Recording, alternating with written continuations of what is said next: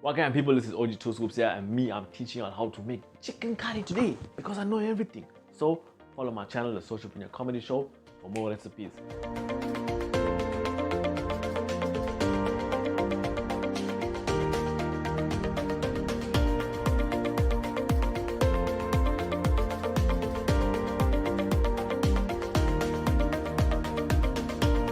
So basically, chicken curry is a cheap and easy meal that anyone can make, right? Now, to be honest with you, me, I don't like bones in my curry, so I only buy fillet chicken. So this is all you need to make this curry, and you can cook it in 45 minutes. Now, I know the other day I made something, I told you all 45-50 minutes, and it went on for about 3 hours, but I'm professional, so I take my time and I do things, right? But anyway, pay attention, right? Firstly, you put your stove on high.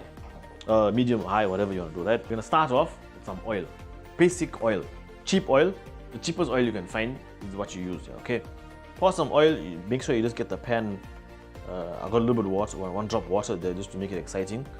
But you're just gonna cover the bottom of the pan with some oil, not too much. You're gonna let this thing heat up for about 5 minutes, right? I can see this stove is smoking. I paid about 2 grand for this for the stove over here.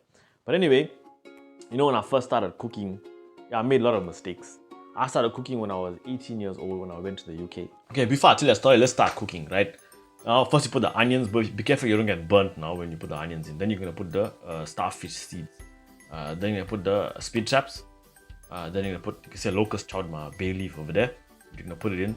Got some dried curry leaf, put it inside. Then you put clove. I like clove, it gives the curry some extra flavor.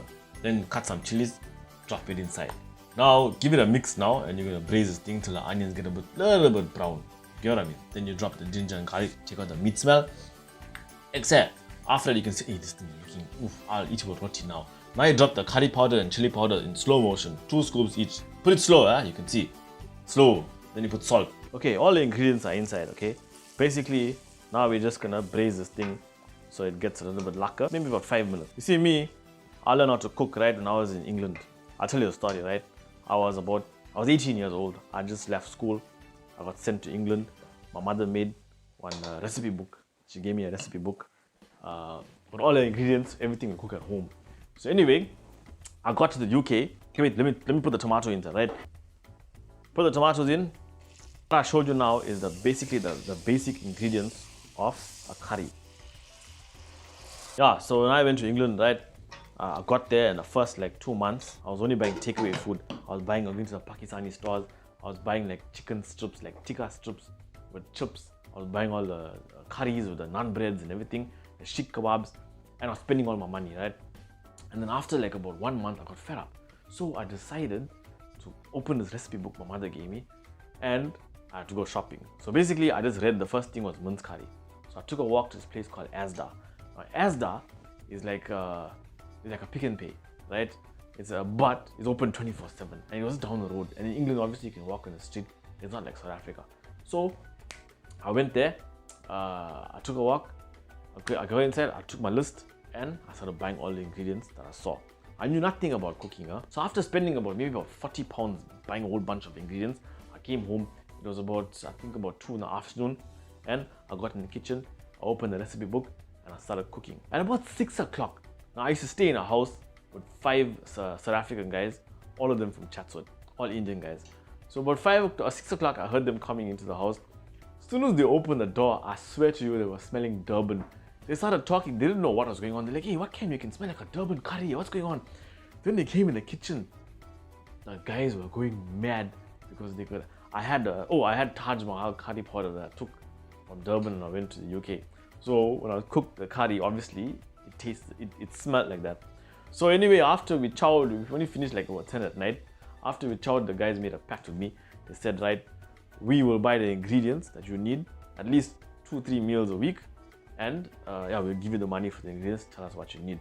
So I ended up getting free food because the guys inside I was staying with ended up paying for the meals. But I made mistakes in my life too while I was cooking. So the first time I cooked rice, for example, I didn't know what to do. Now in the UK, I found this sachet thing, and it gives you instructions. It tells you add like 750 milliliters of water, and you cook it for a certain period of time.